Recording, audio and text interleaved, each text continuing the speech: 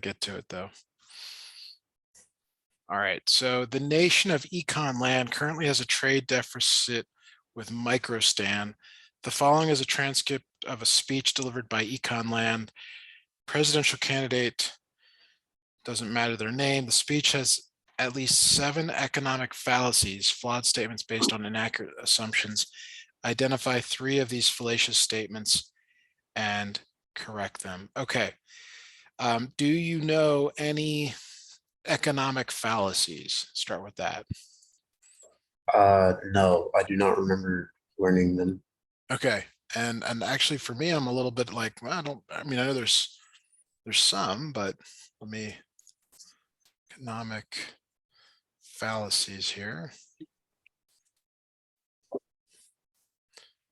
All right. So here we go. 7 fallacies of economics here. So got a list here.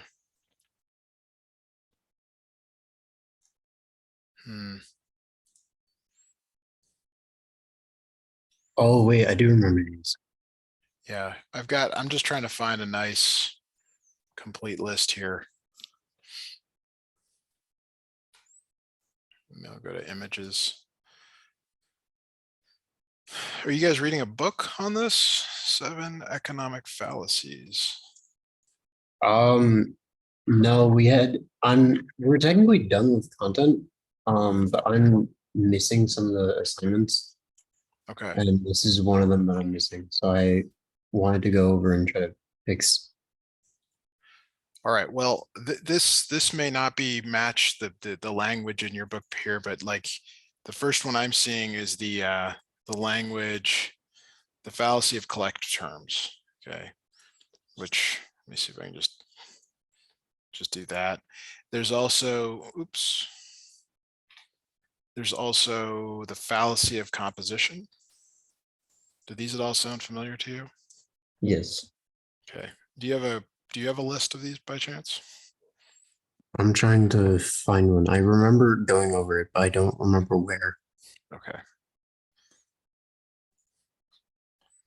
So I'll just keep going here. Actually, let me snip these into another thing. That'll be a little bit faster to do. Oh, I think it works the way I want.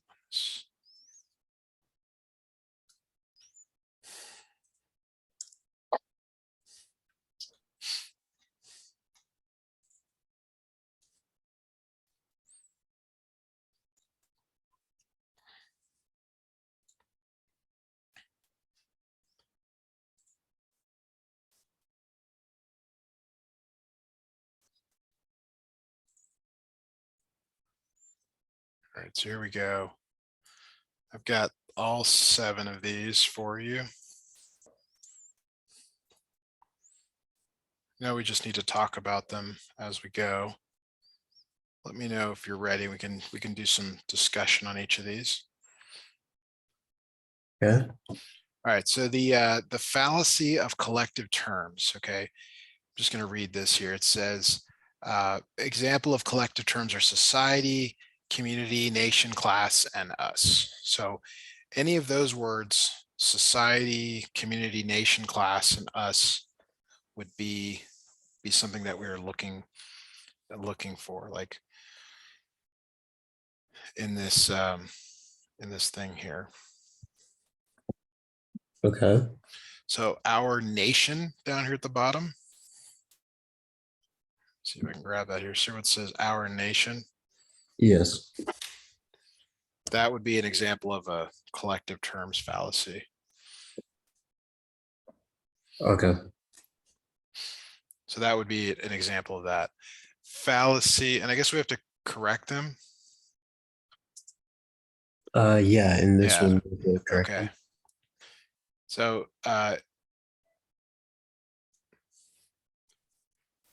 so it says the nation, really it's referring to the individuals. Our wealth will stay and our individuals will flourish and become richer. Is the idea is that there's there is no collectivism here. It's usually people that benefit, not the nation. Would this be more of fallacy of collective terms or fallacy of money as well? Yeah, this is just the collective terms. We'll get to the next ones. Yeah.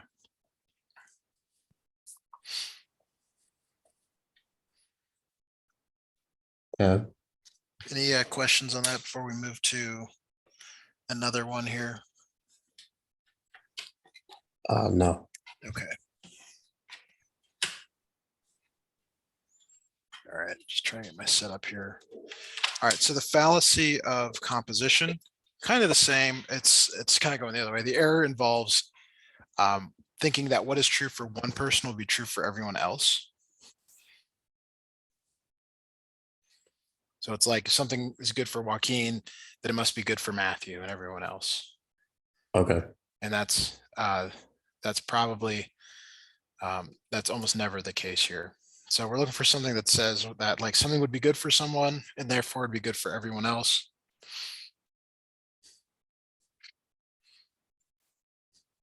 That would be something like, well, it's not in here, right? I'm not sure I see anything here. I do see another one of those, the collectivisms, like Macro Stan is laughing at us. There's no way that they're laughing at every single person. They're laughing at, one or two people that maybe they're laughing at the president. Maybe. Maybe, but I think it's like there's that joke where it's like so you say we and you're one person. It's like no, like who are you referring to? It's just you. But no, I don't think there's any composition there. All right, so the next one here, money is wealth. That is, I don't want to say this. So the user refers to like hyperinflation or thinking because you have a lot of paper money somehow that you're wealthy, even though it doesn't buy anything more than it once did. Right.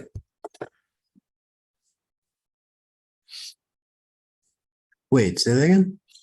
So like let's just use a simple example. Let's say you had $100 in your pocket right now, and that buys you a nice dinner out. Okay, but all of a sudden, due to inflation, and you now have 10 $100 bills, but it still only buys you one dinner out. You're not actually any any more wealth because you have the same purchasing power because of that. Okay. So the idea is printed paper money doesn't actually do much for you, is what they're trying to say here. Now I'm not necessarily seeing it. I'm seeing that there's a trade deficit, jobs are being stolen, um, things like that. But maybe we'll get to it.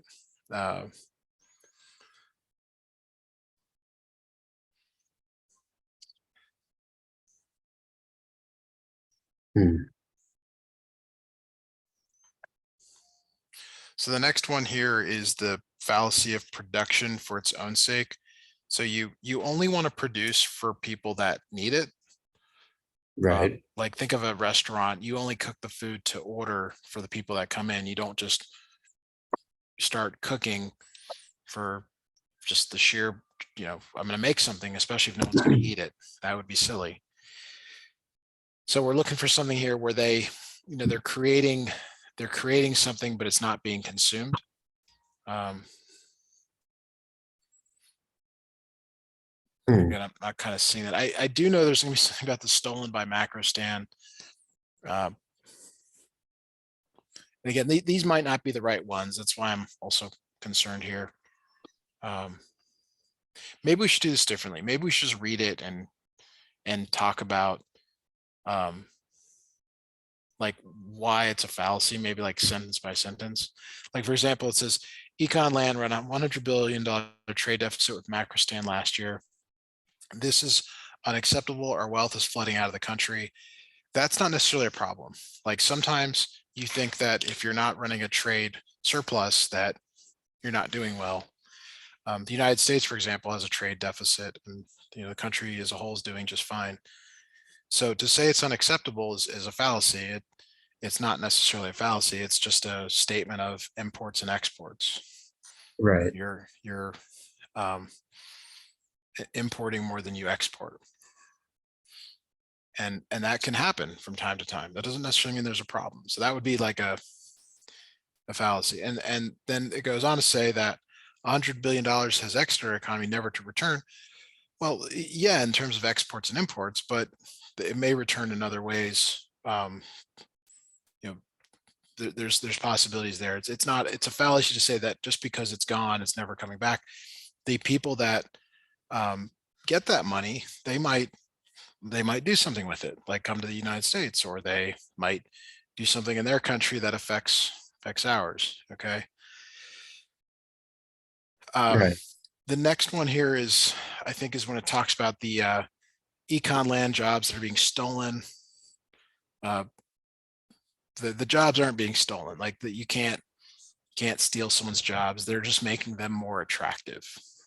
Right. So the fallacy is here to think that they're taking them away, but what's really happening is they're just providing a more attractive offer, and not necessarily stealing, meaning that they're taking from you and now you have nothing. Okay.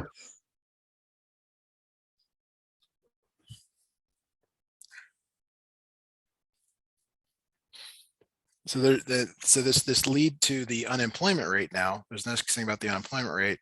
They're saying, well, unemployment rate would be lower if we stop trading with them.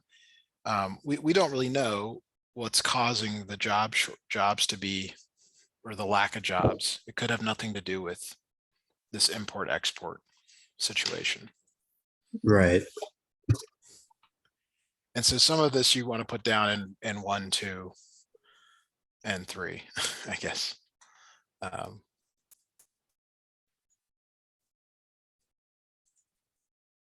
So I'll leave you to that. We can then talk about part 2 whenever you're ready. Yes, sir.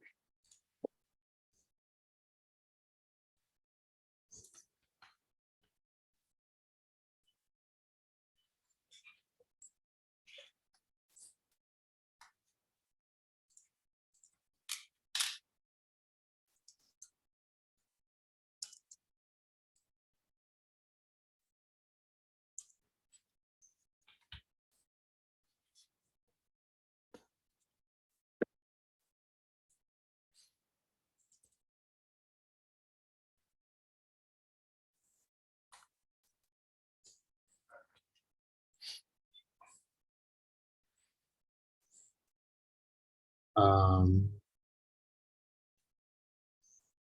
we said that it's not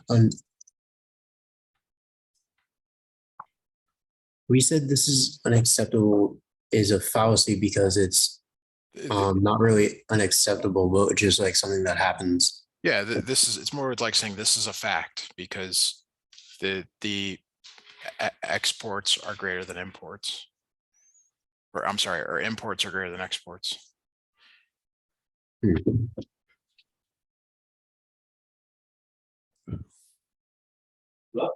Okay. Let me know if you need some more explanation on this, or if we can move on.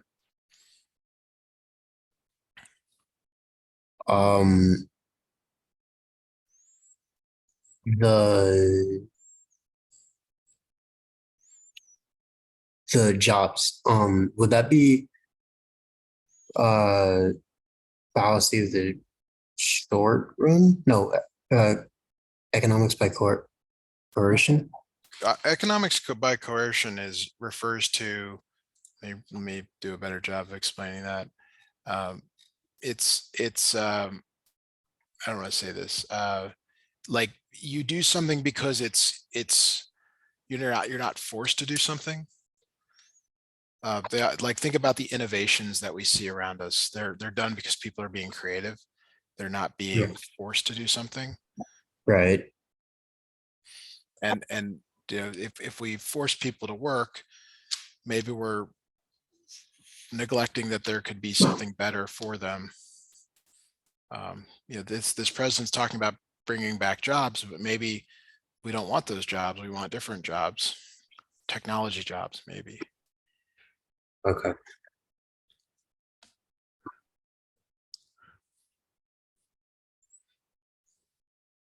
Okay.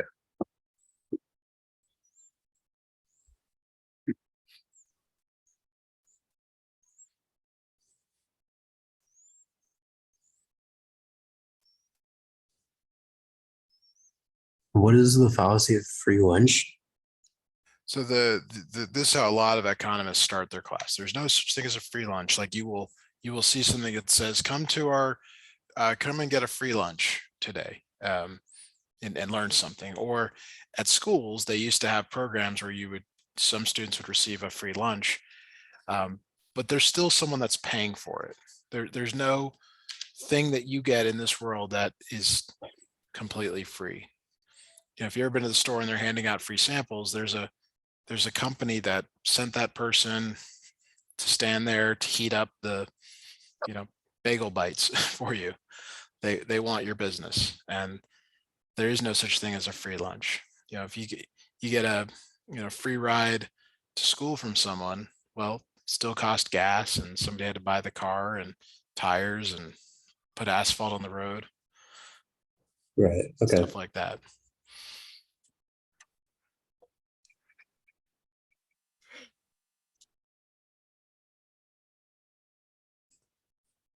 I think I can move on to part two.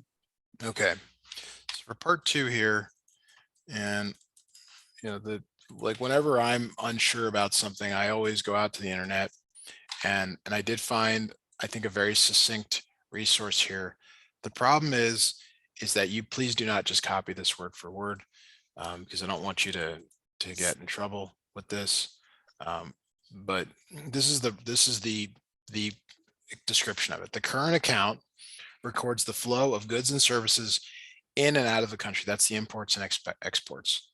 That's Right. the deficit. So that's the most succinct definition of current account. The capital account is a little bit different here. You snip this in. Measures the transfers between U.S. residents and foreign residents. So, you sending money to someone outside the country or vice versa. Okay. And then the financial account, the last one here, is the increase or decrease in the country's ownership of international assets. So you sometimes hear this from time to time. China's they're going to cash in all the United States treasury bills, and the country is allowed to go and purchase other assets in other countries. Okay, so that's the most succinct way to this. Now, maybe if you're turning this in on paper, you can copy these down exactly, but these are word for word from some financial website on the internet. So please keep that in mind.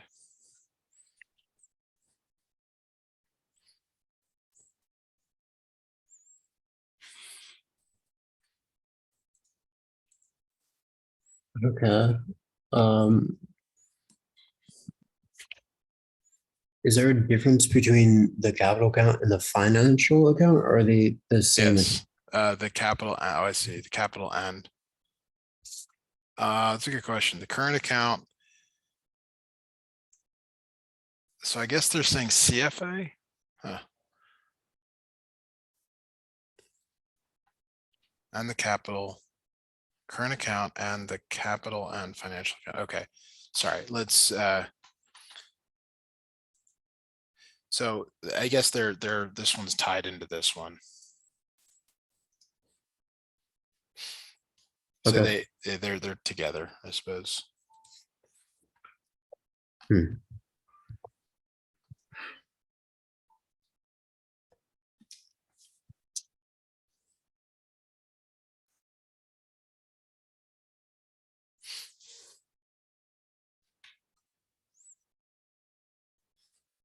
We do another search here.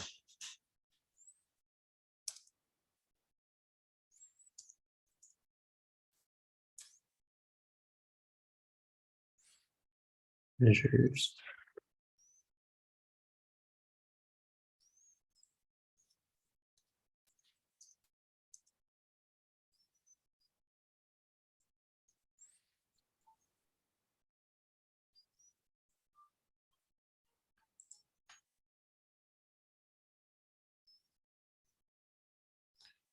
Records the net flow of investment transactions into an economy. It is one of the two primary components of the balance of payments, the other being the current account. Huh. I guess I don't like this this as much. Let me maybe do a better job here. Get rid of that.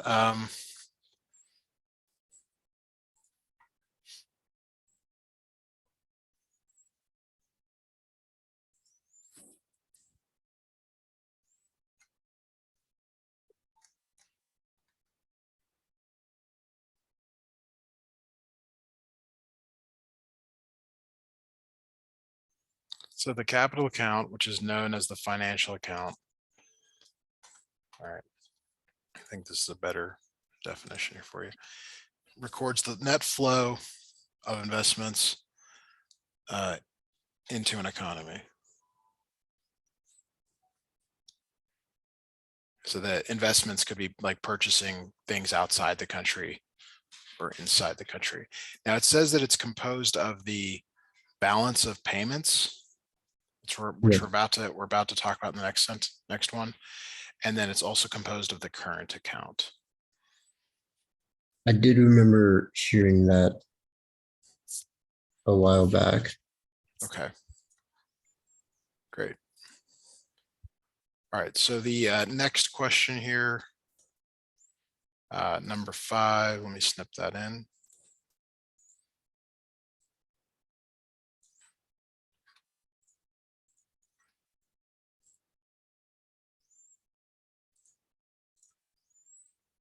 What does it mean if a country has a negative balance of payments? Okay, and we actually have already answered this. That's what we were talking about with that sort of scenario here. It occurs when if it's exporting more goods than it is importing, but is also losing financial capital or making financial transfers. But typically refers to exporting more goods than it is importing.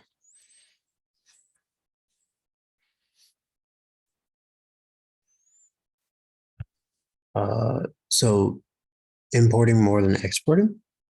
Exporting more than it's importing. Oh, okay. Exports greater than imports.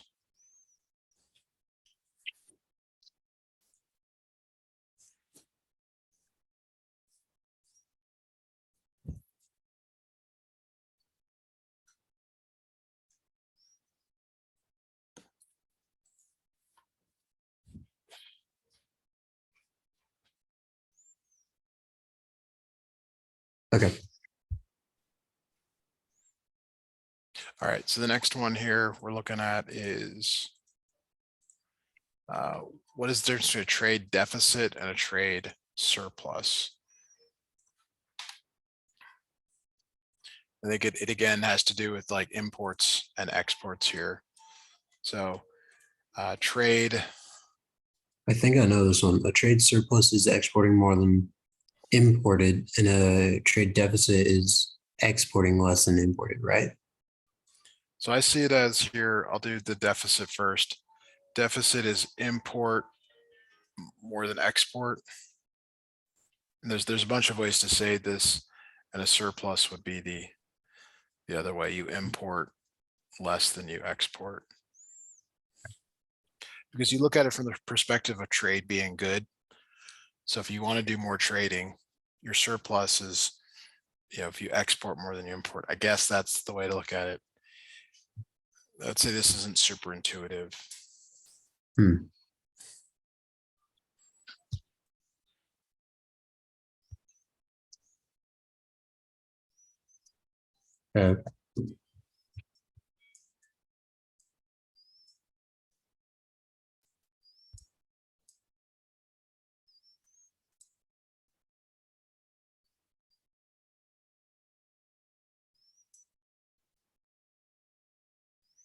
All right, Okay. so we'll go to number 7 now. Is this the kind of thing you're turning in and they're going to grade it, or is it just like, hey, you got to turn it in and get caught up here on this? If I turn it in, they'll grade it, and then I can get the points for what I've missed. Okay. All right, so it says the balance of trade makes up a large portion of the current account, but is not quite everything. What else is included in the current account? Thought we just said that balance of payments. No, this is balance of trade, which is Oh, sorry, I misread that. All right. Current, what is included in the current account? Includes.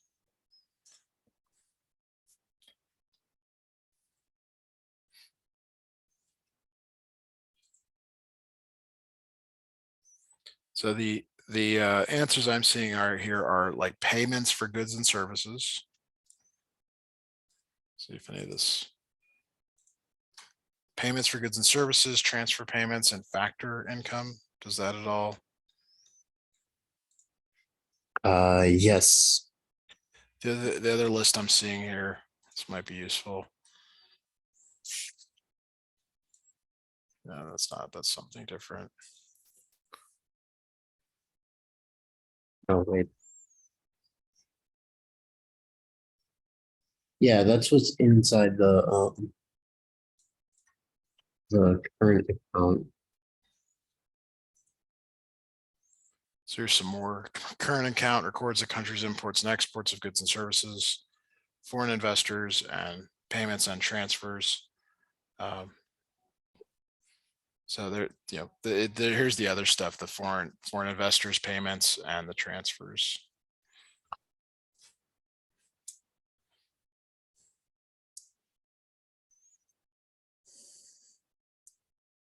Transfer, okay, and therefore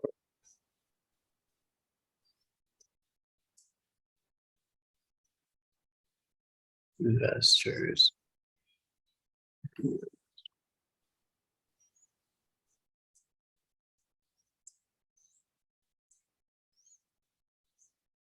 Oh, cool.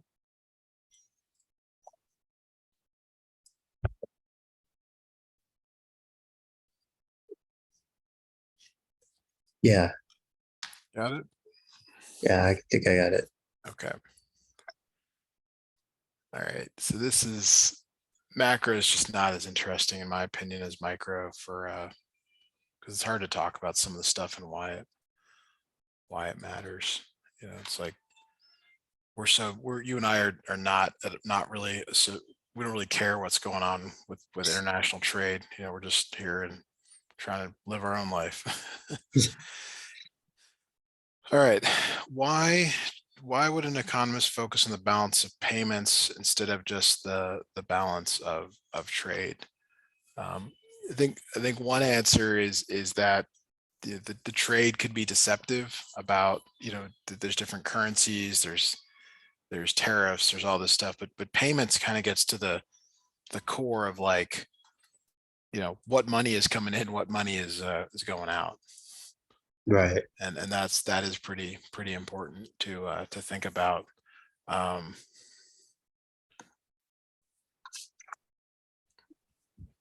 let me just look here.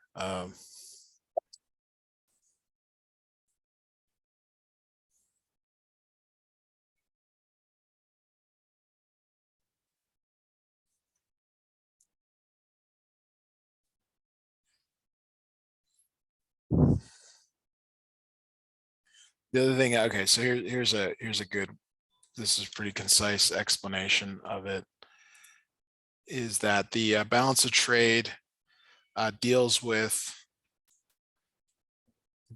exports and imports, but not services. Right. Okay, which is important.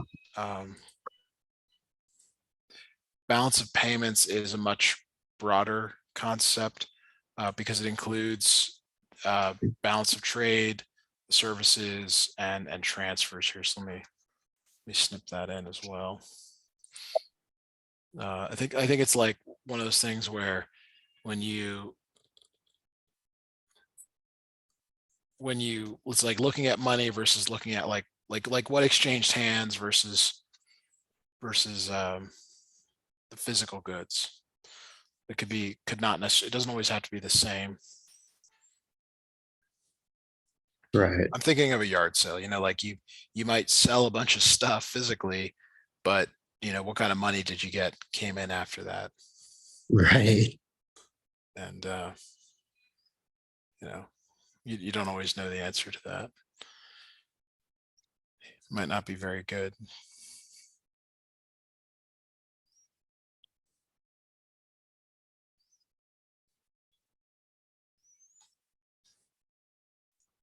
Okay. I got it.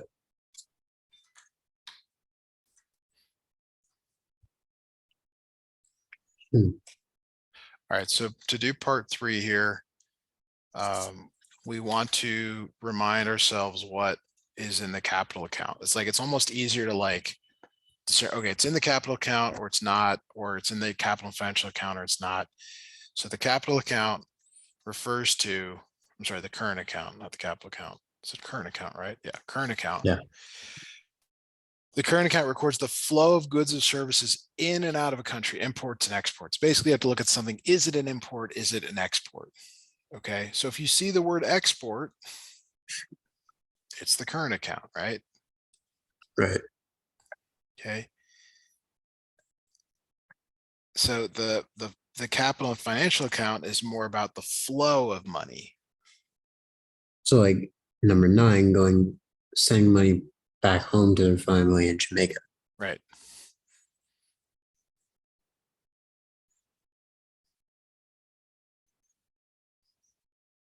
Does that mean that 13 is also a capital financial account? It sure would seem like it. So the current account, I thought it only applied to imports and exports. That's where I'm going to just double check this.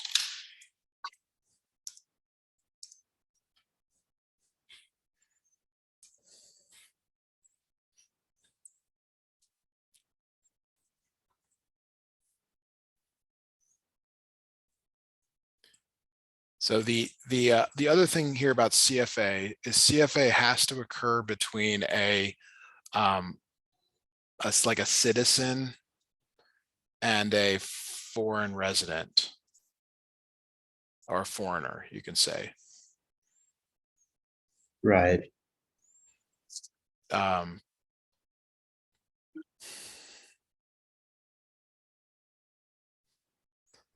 me look at some examples.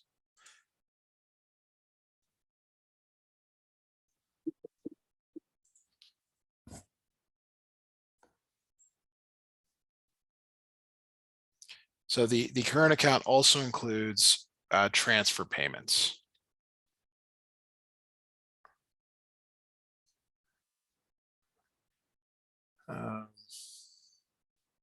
Transfer Yeah. payments? So like transfer payments would be money from one country to another, right? Yeah, yes. Yes. So when you purchase euros, that's flow of money from one to the other. Right. So that's the current account. The current account. Yeah, so it's not just imports and exports, I guess. Although that would be nice if it was just that.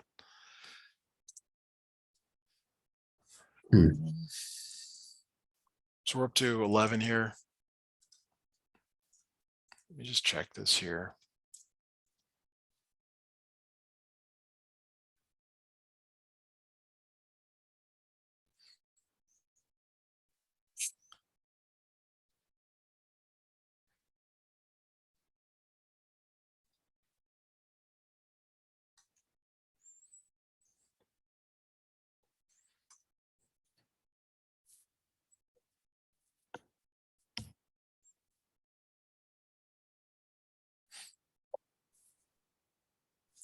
Um, 75 million in auto sales. And so you purchased a company.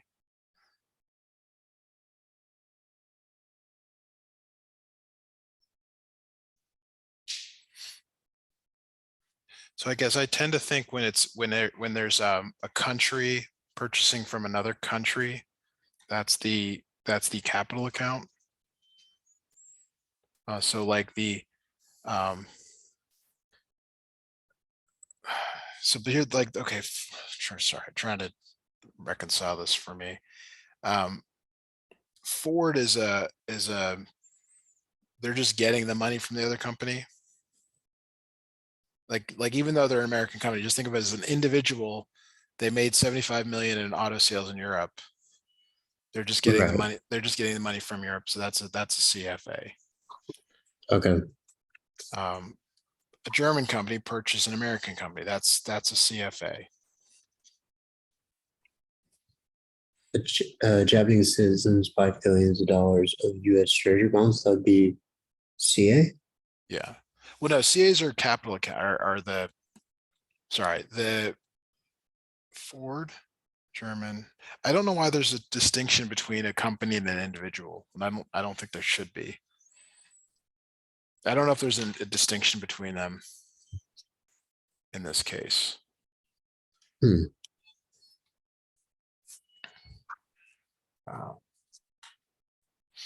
Fortunately, all right, sorry. Let me see here if I can find a better examples of CA and CFA.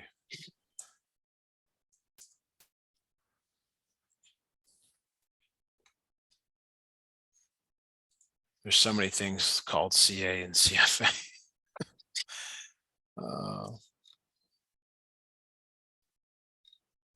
I'm sorry. Yeah, this just isn't. I'm trying to because I don't like that there's so many that are CFAs. Export. So the question is, are you importing the money? No, but a German company purchases Anheuser-Busch. No, these are transactions, millions of dollars in ad revenue.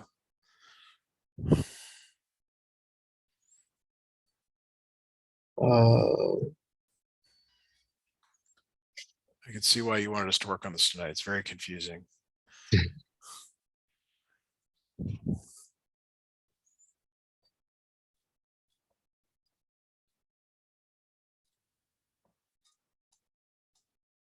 All right, so CA, CFA, Ford.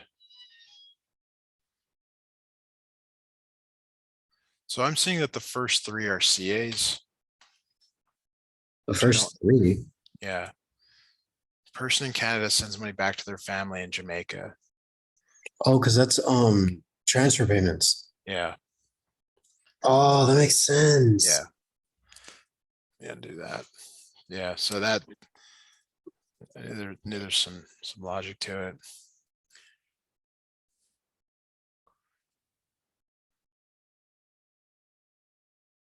And then this is a transfer payment. This is what I'm seeing now. I was able to find this on the web. Why is 15 CFA instead of 15 is like 13. oh, it just purchases? Yeah, instead of getting the ad revenue. Oh, okay.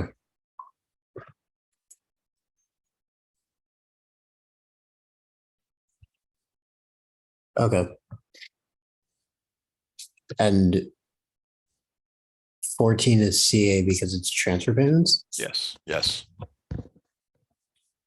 So I think that's the key here is to remember CA, import, export, or transfer payments.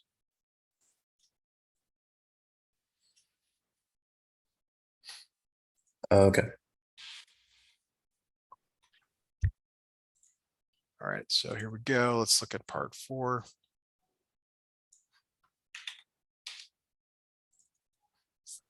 I'd forgotten that we had done some of micro last year.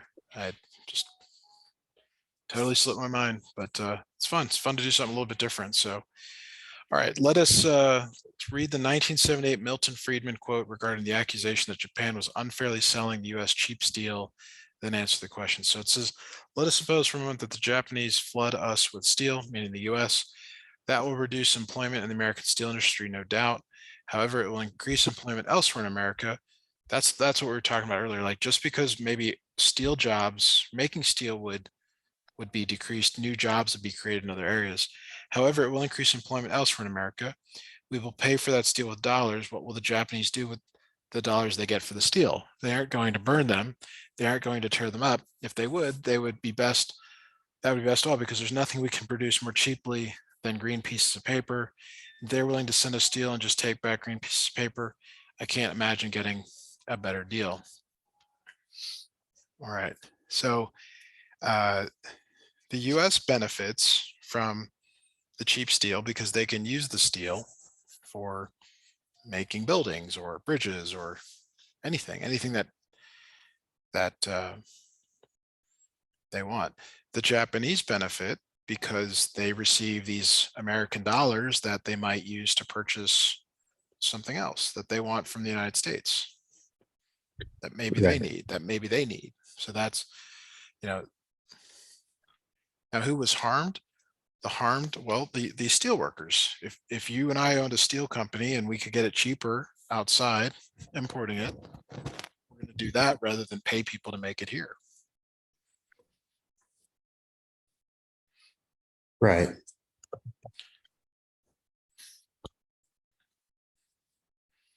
So So the US benefited and the steel workers in Japan were harmed. the US workers, the US steel production workers, because they're out of a job. Hmm. So it's like the parallel to today is you hear like, oh, AI and robots, they're going to take away jobs. It's like, yeah, but there'll be new jobs that are created. So yeah, that job was gone, but there's a new one in its place. Okay. So why does the US benefit if the steel workers in the US are being harmed? Well, because we want the steel cheaper, because there's people who need the steel and they don't care how they get it. They just need the steel. They just need the finished product. I see.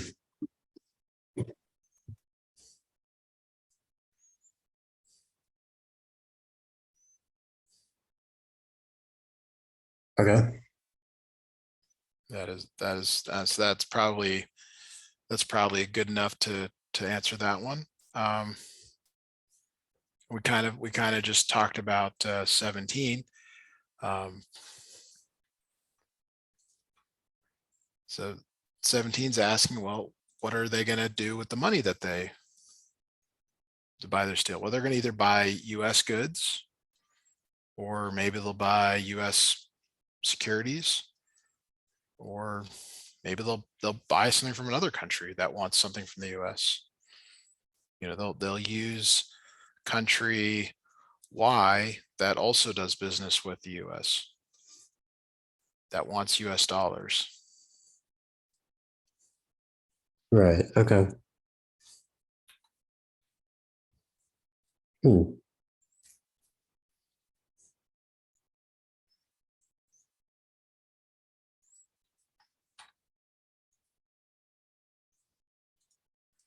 All right, and whenever you're ready, should we have time to get to the last one here. I think I'm ready. All right, what likely happened to the US CFA account when Americans purchased large amounts of Japanese steel? Well, we're making large payments from the US or from the company to Japan.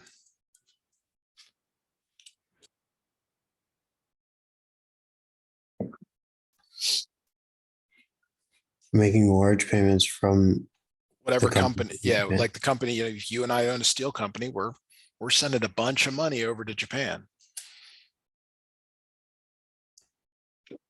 So, okay. And I mean, that's okay. It's just it's a large payment. Right.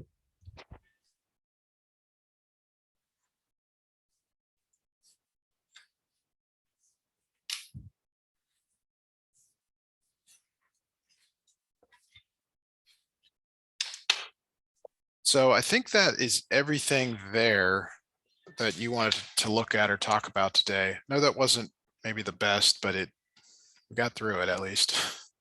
Right. Thank So, you. yeah, of course. And I really hope this helped. Any other thoughts or anything else kind of you want to do tonight? We got a couple minutes here. Otherwise, we can close a little early. Not tonight, but can we meet again later this week to work on some more econ? Sure. Pretty full. Let me stop the recording here and